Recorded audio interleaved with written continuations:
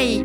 Oula, le feu ça brûle. Ça me fascine. Au bûcher. Ok. Ding dong, c'est la sorcière. N'importe quoi. Alors aujourd'hui, dans la rôtisserie, on va parler du musée Grévin et de whitewashing de The Rock, l'acteur. Ok. Est-ce que vous comprenez déjà l'enjeu? Oui, bien sûr. Ton niveau d'étonnement, Voilà. il est 0, 0 ou 0?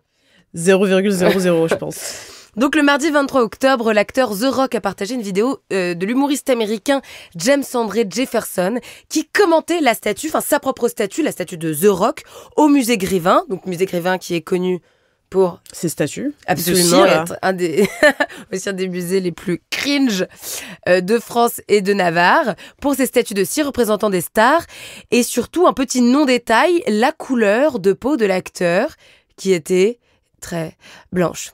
Voilà, Okay. Je voulais faire comme s'il y avait un mystère, alors qu'on savait ce que j'allais dire. Donc il y a l'humoriste qui dit, on dirait que The Rock n'a jamais vu la lumière du jour, vous l'avez fait ressembler à David Beckham. Et c'est marrant parce que tout à l'heure, Franck, tu parlais de comment l'humour pouvait aider à faire passer ses idées, ou au contraire, comment on pouvait l'utiliser en se disant « Ah, ça me fait rire », puisque The Rock finalement a réagi en partageant la vidéo de l'humoriste qui riait de cette... acteur raciste. Beaucoup d'internautes y ont aussi vu la ressemblance avec Monsieur Propre. L'acteur a alors demandé au musée de retoucher sa statue de cire, qui avait été inaugurée une semaine plus tôt. Et dans un communiqué de presse du 11 octobre, le musée précisait d'ailleurs que pour réaliser la copie parfaite de l'acteur, 6 mois de travail avaient été nécessaires.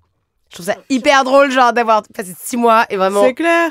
Je suis en train de regarder la photo. La peau was the detail. Bref, surtout, ils ont dit avoir travaillé toute la nuit pour que la statue soit plus en adéquation avec les attentes de ses fans. Ouh là Pas là. avec la réalité, Ok. mais avec les fans qui, j'imagine, selon le musée, quoi, on peut plus rien dire, on peut me cancel culture.